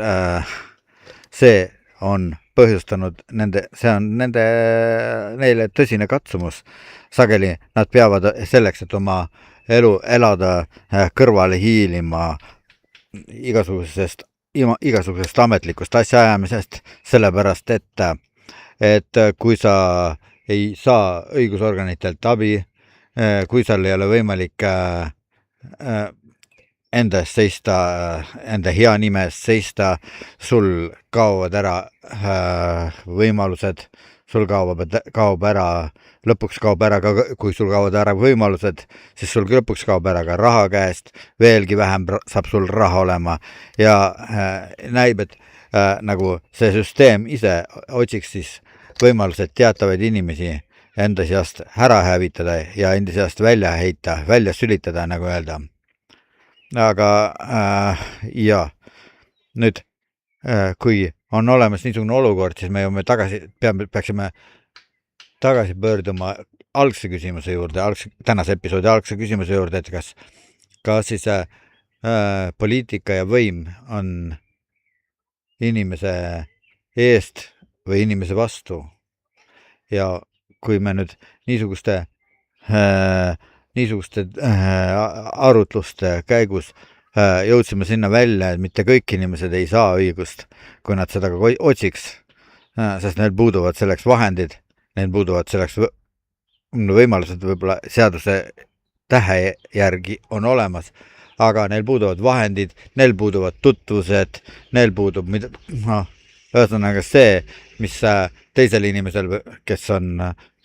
selle süsteemi lemmiklaps, et temal kõik on need olemas ja see, mille põhjal üks või teine inimene saab selle süsteemi lemmiklapseks, on muidugi põhjused võivad muidugi erinevad olla, aga üks kindlasti on see, et ta on sellele süsteemile lojaalne, samas kui suure tõenäosusega see, kes ei ole sellele süsteemile lojaalne, satub nende inimeste kilda, kes siis jääb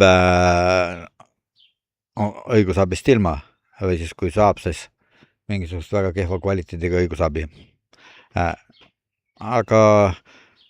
kui me siis nüüd selle kõige pinnalt lähtudes jõuame tagasi selle küsimuse juurde, et kas siis võim on meie poliitika, võim ja poliitika ei ole küll sõnonüümid, aga paljuski kattuvad, sest võim teostab poliitikat ja ükski poliitika ei teosta ilma võimudeta. Nii et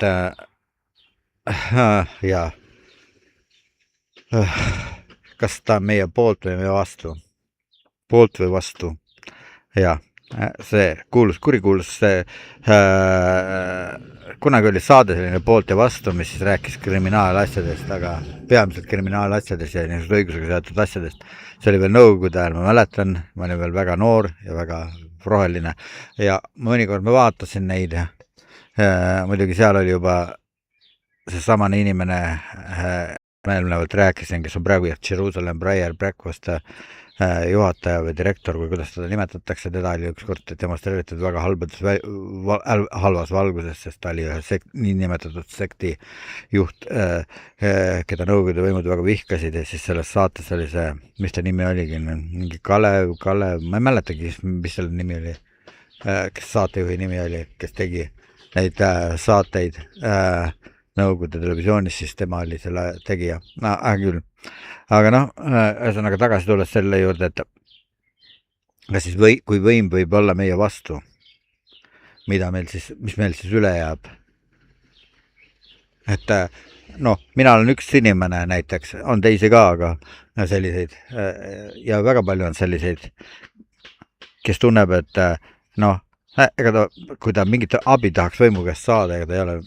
saanud ja ta ei võlgne Eesti riigile mitte midagi, kuigi ta on sünnipäraselt Eesti kodanik, õiguspäraselt Eesti kodanik, sest tema ise on sündinud Eesti territooriumil ja tema vanemad ja tema esivanemad on kõik pärit Eesti territooriumilt ja ta ei saa Eesti õigusest mitte mingisugust abi, sest kes talle annab ilma rahata. Ja tal ei ole toetajaid, selliseid toetajaid võib-olla, sest ta on midagi sellist ütelnud võib-olla, mis ei meeldi kõigile, võib-olla meeldi võimudele, võib-olla ei meeldi mõnele niisugustele inimestele, kes on võimusõbrad ja nii edasi. Ühesõnaga, et nagu riigisiseselt toimib ka niisugune mingi ostrakism, kuidas nüüd seda nimetada, ostrakism on teatavasti omakohus, aga see omakohus ja see ostrakism toimib nagu kuidagi süsteemil seespool, nii et inimesed, kes ise juristokraatidena võimu teostavad, kasutavad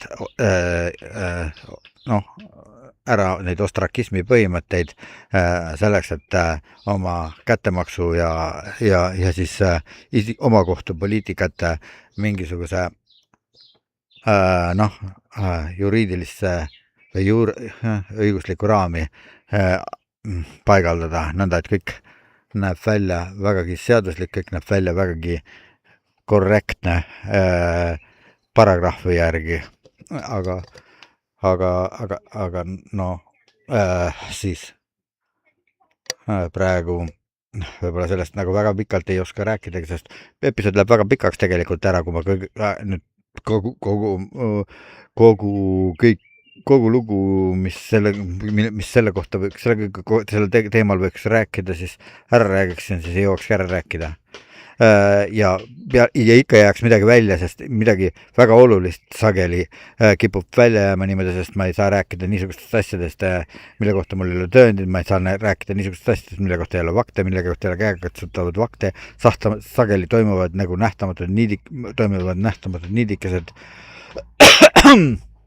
suhetes võimukandjatega üksteisega ja omavahel ja siis sageli on niisugused üles pandud niisugused nähtamatud niidikesed, mis toimivad püünistena teatavatele isikutele, kes ei ole selles võimu suhtes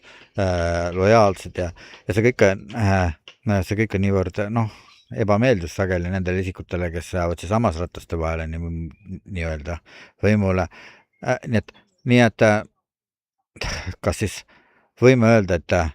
võim on meie poolt või meie vastu ja kui meie võim on meie vastu, mis meil jääb siis üle teha? Ega inimene, mõni Eesti inimene, enamus Eesti inimesi väga usub võimu, väga usub valitsust, väga usub, et need õigusorganid, kes Eestis tegutsevad, et nemad on tõesti nende poolt ja peavad olema nende poolt, ideaalis nad peaksid olema nende poolt, aga praktikas nad kaugeltki mitte alati ei ole ja see teeb ühesõnaga nende inimeste olukorra väga raskeks. Aga ma kohe lähen edasi sellega, sest siin teisel poolt teed jälle mingid inimesed teevad tööd praegu, mul on vaba päev. Ma ei tea, kas ma homme lähen tööle või mitte, vaatame. Ja see, et me praegu seda tööd teeme, mida ma teen, ükskõik mis see siis ei oleks. Ma teen seda muidugi nii nagu inimene, kes on ei usu, et õigus ja võim on tema poolt, sellepärast, et muidu kui inimene usub, et õigus ja võim on tema poolt, siis ta ei tööta niimoodi mustalt, ütleme, et niisugusel moel, et ta töötab kellelegi, nii et võim ei tea seda ja ei maksa makse. Aga kui sa tead kindlasti, et võim ei ole sinu poolt, siis sa oled sunnitud seda mõnikord tegema. Nii et mina ka praegu teen seda sama, nii et see on üks asi. Aga nad räägivad, nad ajavad mõttelõnga sassi praegu. Ma panen väikese vaheaja. Inimene, kes tunneb, et võim on tema poolt, maksab makse. Inimene, kes ei tunne, et võim on tema poolt, ei maksa makse ja see, kui nüüd viimase aja Eesti poliitikat vaadata, viimaste aastate Eesti poliitikat vaadata, siis ka sellest, et väga paljud inimesed, kes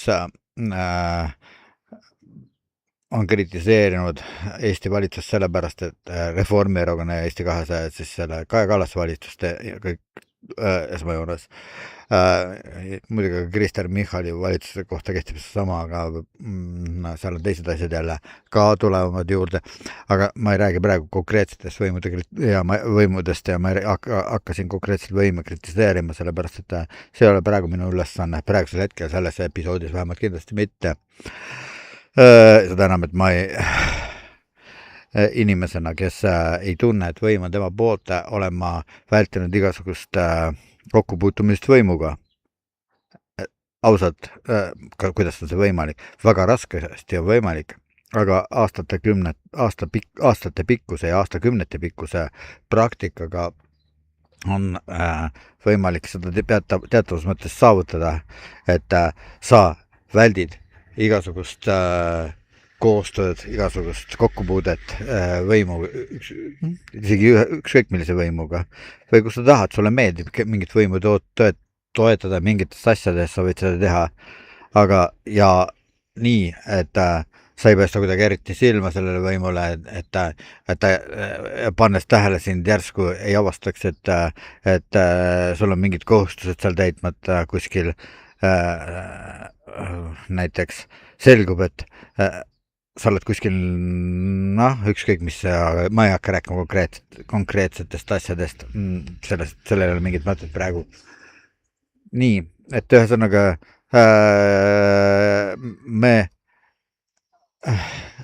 ma ei tea, kui palju on selliseid inimesi, kes on ennast minimaalselt teinud sõltuvaks riigivõimust. No mina ei tea, kui palju meid peale minu on, aga mina olen kindlasti see üks nendest. Aga kui kaua see muidugi kesta saab niimoodi, ma arvan, et ma olen juba üle 60 aasta vana, nii et ma arvan, et nii kaua, kuni ma elan, aga ma loodan vähemalt niimoodi.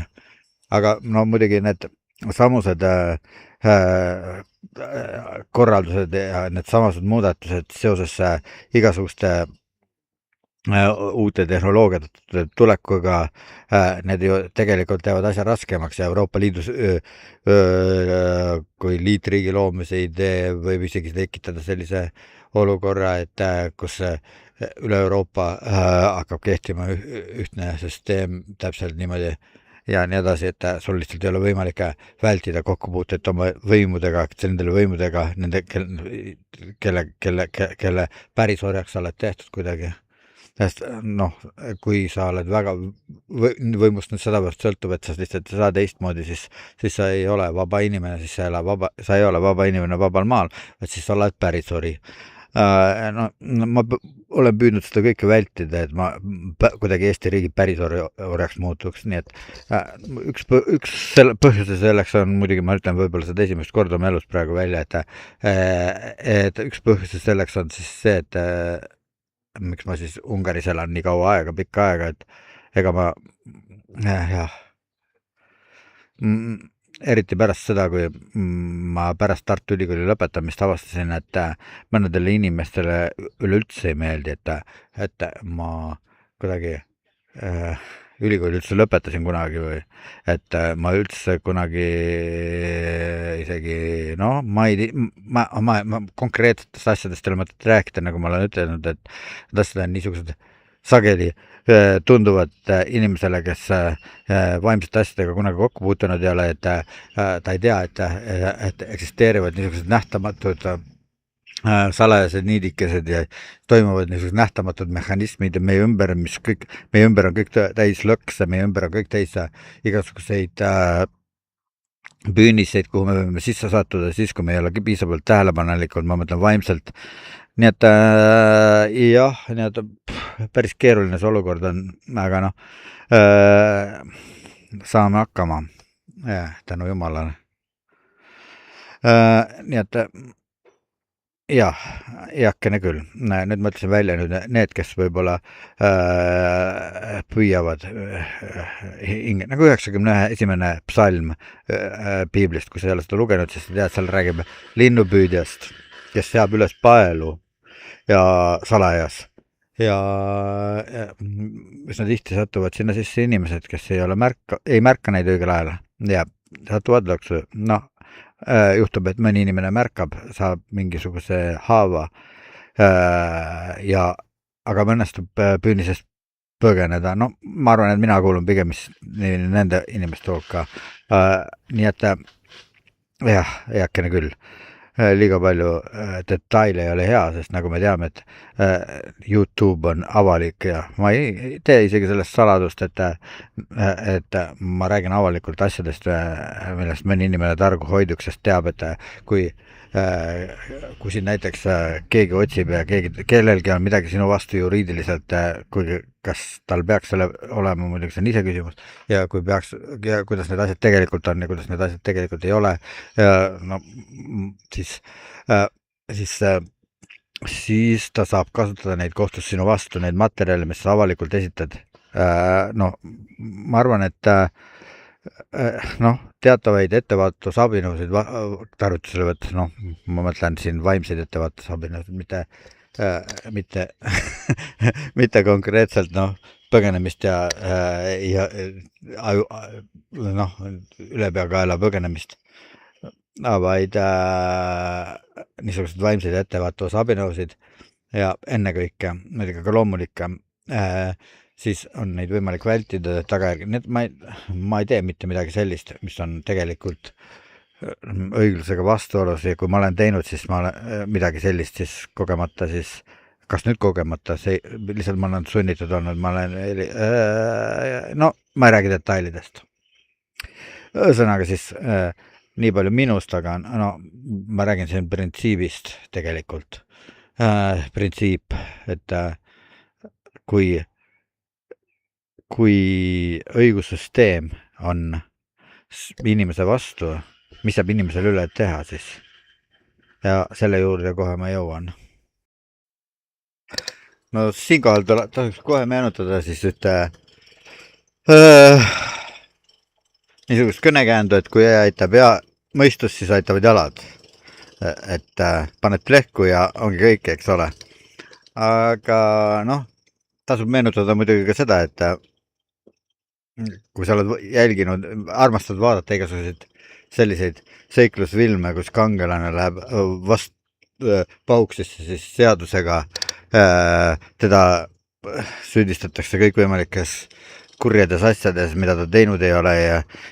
ta ähvardab kas kinnipidamine, mis toob kaasa sellise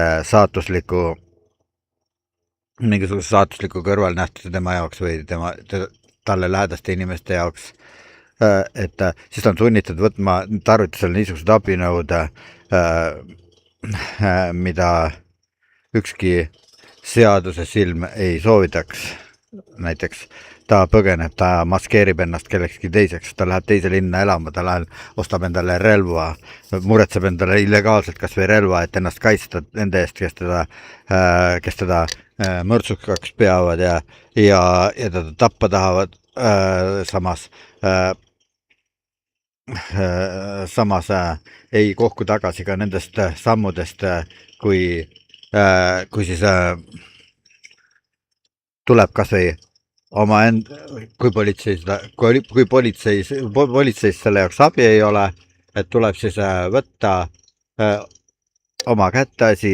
relv, see tähendab, ma mõtlen, et võtad relva oma kätte ja lähed siis ja mitte ei lähe, vaid kui tuleb, siis sureb, ühesõnaga see, kes sind tappa tahab, noh, mõnikord võib see isegi politseinik olla, kes sind tappa tahab, sest on ka niisuguseid filme. No need on muidugi filmid, need on fiktsioonid. Aga elus on kuidagi asjad teistmoodi. No, natuke kindlasti, aga põhimõtteliselt on sarnaseid situatsiooni ka iga inimese elus võib-olla mõnikord palju leebemal kujul loomulikult. Võib-olla iga inimese elus mitte, aga mõned elus küll. Nii, ja siis sa oled sunnitud ennast ise kaitsma, sa oled sunnitud isegi siis, kui sa pead selleks tapma endale kallale tungija. No, sest sa ei taha ju surra lõpuks. Aga jah, need on liiga äärmuslikud näited võib-olla. Aga sa võid nendest eeskuju võtta, sellest ellujäämistahtest, sellest enda õigustamise tahteks. Või nagu ütles Jeesus Kristus mäejutuses, et õndsad on need või päästetud on need, kes janunevad õigluse järele. Nii et mitte pane tähele, mitte õiguse järele, mitte juriidilise õigeks mõistmise järele, vaid need, kes janunevad õigluse järele, kes hoolivad sellest, et tõde tuleks päevavalgele, kes ei hooli sellest, et sel ajal, kui nemad püüavad tõde päevavalgele tuua, et neid endid võidakse mustata, neid endid võidakse maha materdada, neid endid võidakse isegi füüsiliselt hävitada. Nii et ma arvan, et eestlastel oleks ju palju sellistest põhimõtetest õppida, aga ma ei märka seda millegi pärast. Ma märkan midagi muud, pigem kompromissivalmidust, pigem sellised asju, mis siis kõigest sellest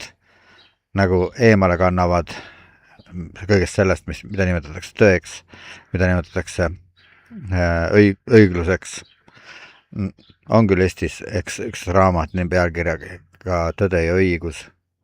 aga see räägib teistest asjadest, kuigi kas seal on nendest samadest asjadest, samadest printsiipidest juttu, aga natukene teistmoodi ja natukene tolle aja vaatevinklist ja kuna Tammsaarel olid oma teistmoodi maailmavaade kui näiteks minul, siis tema ja kindlasti ka mõnevõrra teistmoodi maailmavaade kui piibli autoritel, ütleme niimoodi, siis loomulikult need kõik erinevad seal, nii et praegu me võib-olla tulevikus millegi muu üle arutledes võime Tammsaare töö ja õiguse aluseks võtta ja sealt lähtuda millegi tööstamiseks. Praegu vast parem, kui seda ei teeks. Ühesõnaga, nii. Esimene asi, mida sa pead aru saama, et kui sa oled usklik inimene, kui sa oled kristlane, et esmane eesmärk ei ole mitte inimestele meelepärane olla, vaid Jumalale meelepärane. Kui inimesed peavad sind halvaks, inimesed peavad sind süüdi olevaks, aga Jumal ei pea selleks, siis aga kui sa tead, et Jumal ei pea, on ju, ütleme niimoodi, et Jumala sõnast, aga see ei ütle muidugi mitteusklikule inimesele mitte midagi. No nii, aga neist asjast ongi raske rääkida. Aga veel raskem on neid teha tegelikult, nende järgi teha. Nii et võib-olla mitte igaühele. On inimesi, kes käivad nende printsiipide järgi juba ammu, kes otsivad tõde rohkem kui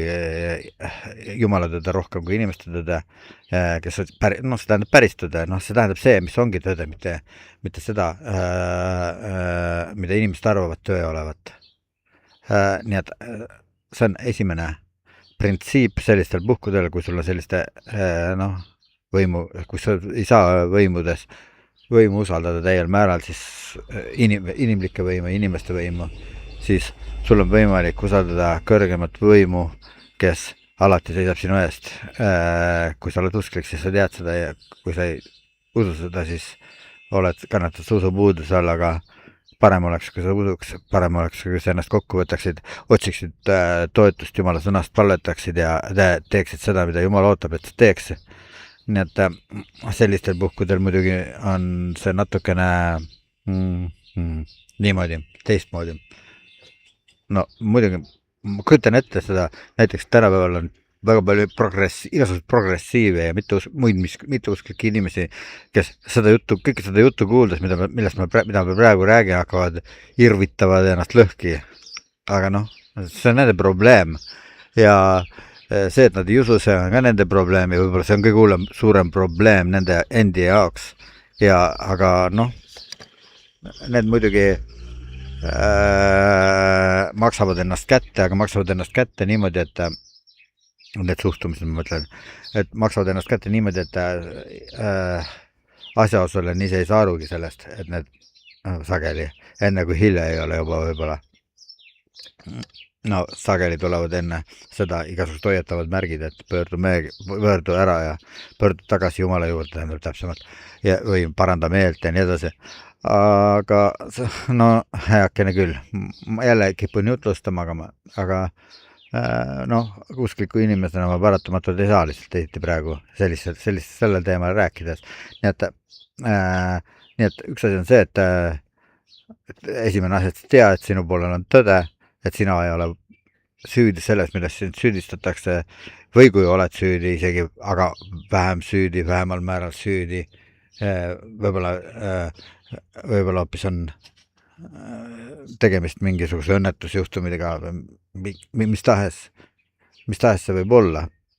Sa võid mängida muidugi käituda, mitte mängida, käituda filmikangelaste eeskujul, kes tõepoolest võitlevad selle nimel. Ma ei mõtle siin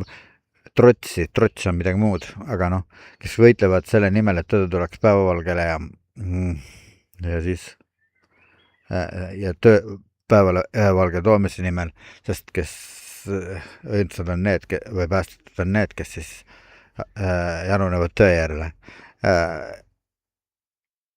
Mitte kes kiruvad ja sõimavad valitsust, kes kiruvad ja sõimavad valitsussüsteemi ja nii edasi.